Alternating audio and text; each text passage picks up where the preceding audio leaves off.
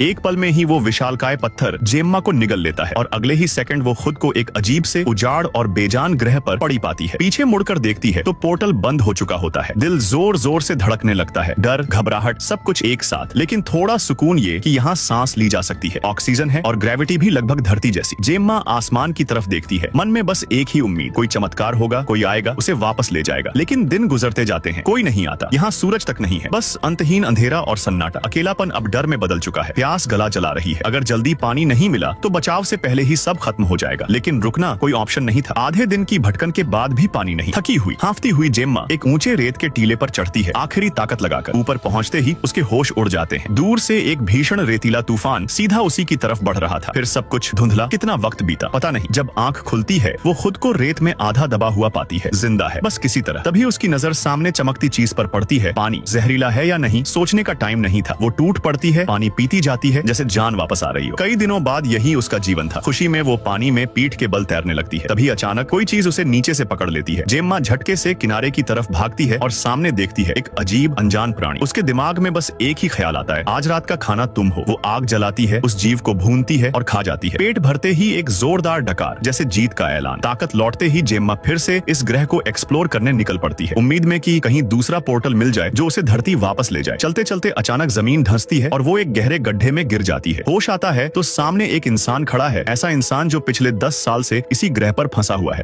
देर रात एक जवान आदमी शिकार की तलाश में पहाड़ी रास्तों पर अकेला घूम रहा था। अचानक खुले मैदान में उसकी नजर एक अजीब सा चमकता पत्थर पर पड़ी। ना पूरा पत्थर, ना पूरा रत्न, कुछ अलग ही था। उसने झुककर उसे उठाया, ध्यान से देखा। उसने पत्थर पर हल्की फूंक मारी, कुछ नहीं हुआ। कोई जादू नहीं। इरागन को समझ नहीं आया कि इसकी कीमत क्या हो सकती है, लेकिन सोच लिया अगर नीलम है तो कसाई से ताजा मांस मिल जाएगा। वो पत्थर लेकर कसाई के पास पहुंचा। जैसे ही कसाई की नजर उस पर पड़ी उसकी आंखें फैल गईं। ये कहाँ मिला? उसने लगभग कांपती आवाज में पूछा। जब इरागन ने बताया कि ये पीछे वाले पहाड़ से मिला है, कसाई का चेहरा एकदम सफेद पड़ गया। उसने तुरंत पत्थर वापस पकड़ा दिया। उस पहाड़ पर राजा का हक है, ये चीज वहाँ से उठाना मौत को बुलाने जैसा है। इसे तुरंत वापस रखो वरना पूरा गाँव खतरे में पड़ जाएगा। इतना कहकर कसाई ने उसे दुकान से बाहर निकाल दिया। बाहर निकलते ही इरागन ने देखा सैनिक गली गली लोगों से पूछताछ कर रहे थे। अब उसे यकीन हो गया ये पत्थर कोई मामूली चीज नहीं है। सैनिकों से बचने के लिए वो गांव छोड़कर दूर देहात में अपने चाचा के पास चला गया। चाचा ने उसे काम पर रख लिया, रहने की जगह दे दी। लेकिन इरागन का दिमाग सिर्फ उस पत्थर पर अटका था। रात को उसने पत्थर निकाला, हाथ से थपथपाया, खोखला। उसकी आंखें हैरानी से फैल गईं। लेकिन इससे पहले कि वो कुछ और सोच पाता, चाचा ने खेत में मदद के लिए आवाज दे दी। उस रात जब इरागन सोने लौटा, अचानक उसके पास रखा पत्थर हिलने लगा। उसकी सतह के नीचे कुछ जिंदा था, मानो कोई जीव निकलना चाहता हो। इरागन डरते डरते पास गया ही था कि पत्थर फट गया और उसके सामने खड़ा था एक नन्हा नीला ड्रैगन। इरागन खुशी से झूम उठा। ये सपना नहीं था, हकीकत थी। ड्रैगन लड़खड़ाते कदमों से उसकी तरफ बढ़ा, अचानक अपने पंख फैलाए और इरागन धड़ाम से जमीन पर गिर पड़ा। वो नन्हा जीव बड़ी बड़ी जिज्ञासु आंखों से उसे घूर रहा था। इरागन ने अनजाने में हाथ बढ़ाकर उसे छूने की कोशिश की। जैसे ही उंगलियां उसकी चमड़ी से टकराईं, एक तेज रोशनी से तुरंत बेहोश हो गया। जब इरागन की आंख खुली, ड्रैगन उसकी बाहों में आराम से लेटा था और उसके हाथ पर एक अजीब निशान उभर आया था। उसी पल चाचा की आवाज आई। आवाज सुनते ही ड्रैगन डर कर भाग गया। इरागन जल्दी से उठा, पास रखी दूध की बाल्टी ली, उसे थैले में डाला और धीरे धीरे ड्रैगन की तरफ बढ़ाया। ड्रैगन ने झपट्टा मारा, थैला फाड़ दिया, जमीन सूंघी, फिर बेरुखी से सिर घुमा लिया। अचानक वो थैले के पीछे कूदा। इरागन दौड़कर पहुंचा। नन्हा नीला ड्रैगन एक चूहे को मजे से चबा रहा था। तभी इरागन हंस पड़ा। ओह, तू तो पूरा मांसाहारी निकला। अगले दिन इरागन उसे खुले मैदान में ले गया, उसे उड़ना सिखाने। पहले ड्रैगन गिरा, फिर संभला और फिर अपने पंख फैलाकर हवा में उठ गया। इरागन खुशी से देखता रहा। नीला ड्रैगन आसमान में उड़ रहा था। लेकिन जैसे जैसे ड्रैगन दूर होता गया, इरागन के चेहरे की मुस्कान गायब होने लगी। अचानक उसकी हथेली में तेज जलन हुई, निशान चमकने लगा जैसे वो ड्रैगन से जुड़ा हो। और उसी पल इरागन समझ गया अब उसकी जिंदगी कभी पहले जैसी नहीं रहने वाली थी।